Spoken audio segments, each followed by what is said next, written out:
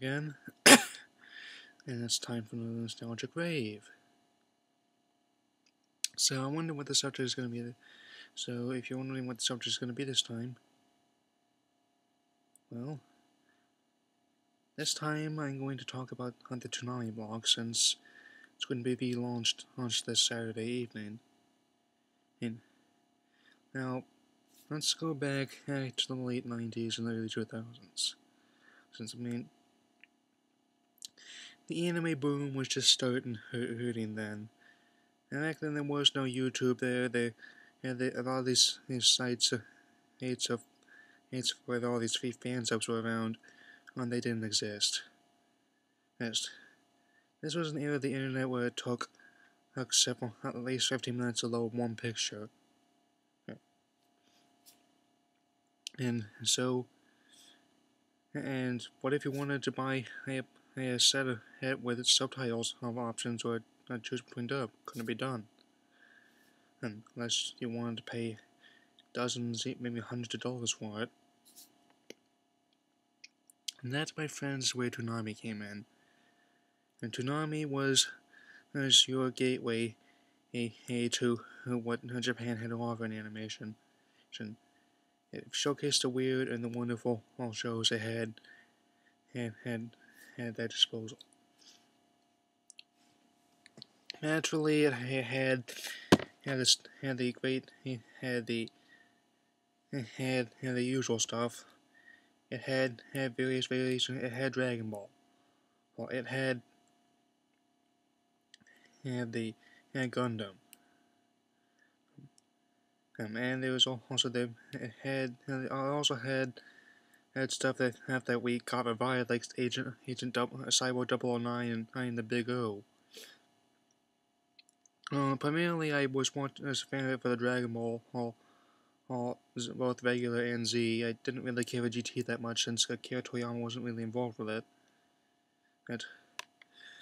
And it turns out that Toonami's featuring Gundam was a major factor in it getting revived, if I'm not mistaken.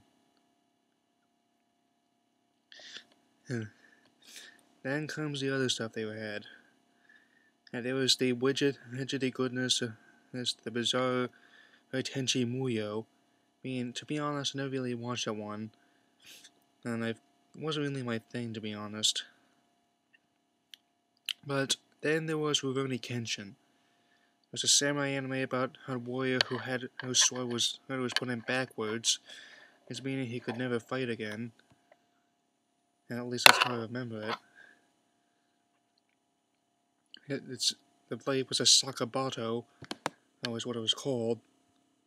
Sorry, it's my camera's kind of acting weird. Good. Alright. Now, and we're also getting into this one weird series called the Big O. There's part of the Midnight Block. Okay, it wasn't given a passing glance in Japan, but we made the series popular enough for us to have the Japanese to make a second season of it. That is sheer power of the early anime fans.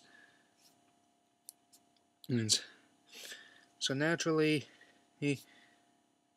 and also the host. And now I'm gonna also mention the host segments. It's with this robot called Tom, voiced by none other than Spike Spiegel himself, Steve Bloom.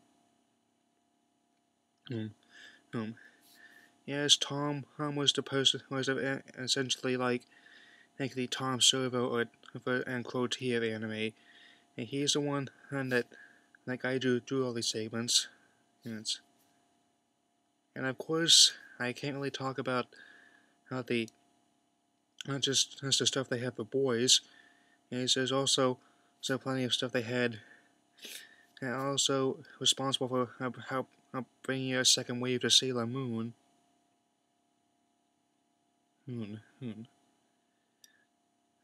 Yes, that's definitely my favorite magical girl series. Just call me old-fashioned that way. I've checked out, and of course, as there were plenty of shows that were driven by marketing as well as every bit of storytelling. I mean, it showed reruns of the original Thundercats series from the 80s. I mean, I've getting a few followers from my reviews of the episodes of the new show from that started in 2011, and, and it's definitely had a perfect example of 80s cheese. He's sort of followed the whole trend of He-Man's combination of science fiction and fantasy. He and also there was Voltron on. It was back with those days where we could still find Voltron toys on the shelf before you had a special order them from MaddyCollector.com. And definitely this sort of whole proto Power Rangers thing.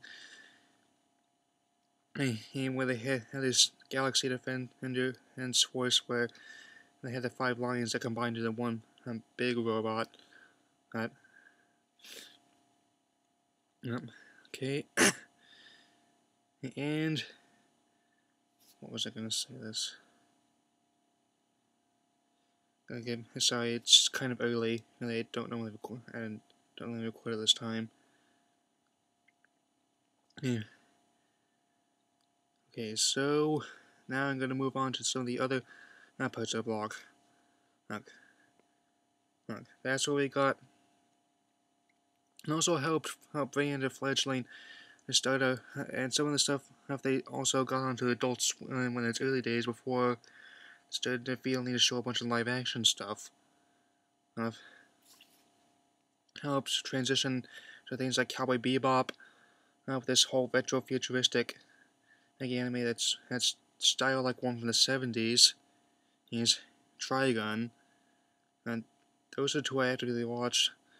That's Trigun, this whole post-apocalyptic situation where we have this, and we have Badger Stampede who doesn't want to fight unless he's provoked, but he just solves his columns kind of bumbling and peacefully.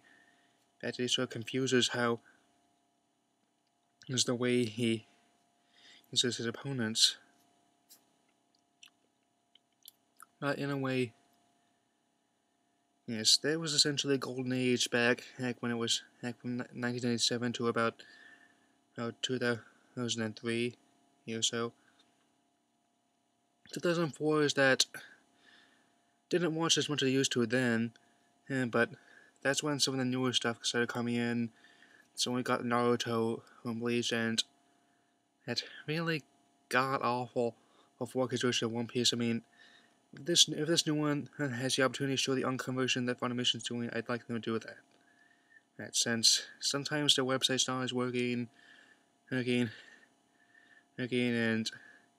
you know, I know DVDs coming out silly, but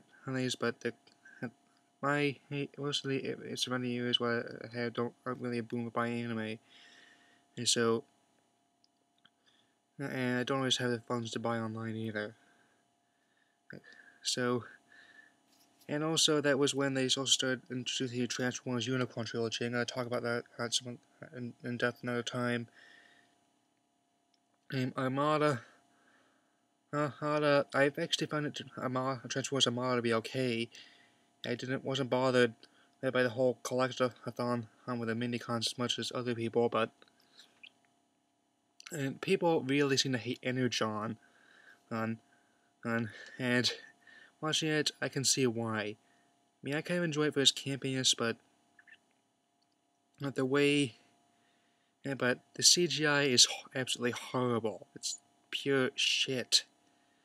I mean, they have really overboard the cell shading, and they cannot convey emotions at all. It's really sad when Beast Wars came out close to a decade prior and it couldn't, and they could convey emotions there. Sorry, some guy in one of the reviews said I need to work on my elocution a bit. Gotta try and speak a bit louder, speak a bit slower, but not sure what I can do at this rate. To me, and regarding this whole okay, back to Bleach Naruto. I mean, I was really reluctant to get a Naruto. In fact, when it was on, I was spent every 8 waking moment I could avoiding it because it was everywhere, man. I was definitely more into the Samurai Jack Avatar The Last Airbender crowd. I mean, I did not pick up Naruto until the point where it was possible to get uncut subtitle versions online, and since I could not take that English dub, it gave me headaches every time I heard it. Bleach, yeah, I like it. I like it so far.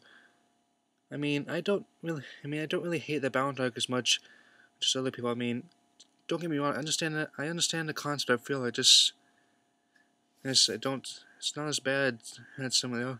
It's actually didn't find as bad as other people thought it would. Has some good action. Has some interesting concepts. And the same could be said as show as a whole, really. And so, and I remember when the show just ended, and there was a campaign to get the last arc of the anime adapted some way. Let's got the manga adapted into anime form some way. Make of that what you will. And even though the Tom on his form changed several times over the years, it was kind of his chibi form in the last days of the block. I think we still had a place in our hearts for him. And they were also playing movies where it showed a lot of the DBZ movies like Triomite, Lord Slug, all the Sailor Moon movies. And now that they're gonna be bringing back this block and targeted it mainly for adult anime fans, I really like they would show things like Akira on there.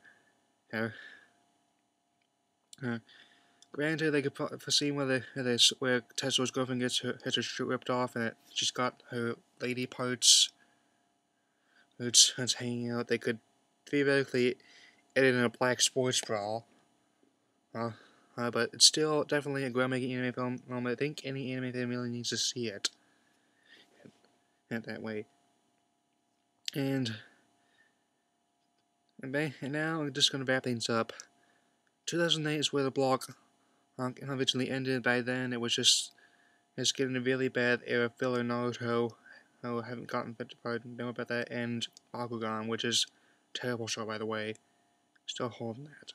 If you like it, I'm not going to stop you, but I'll continue to enjoy it that way. Anyway, really excited, looking forward to the Toonami block.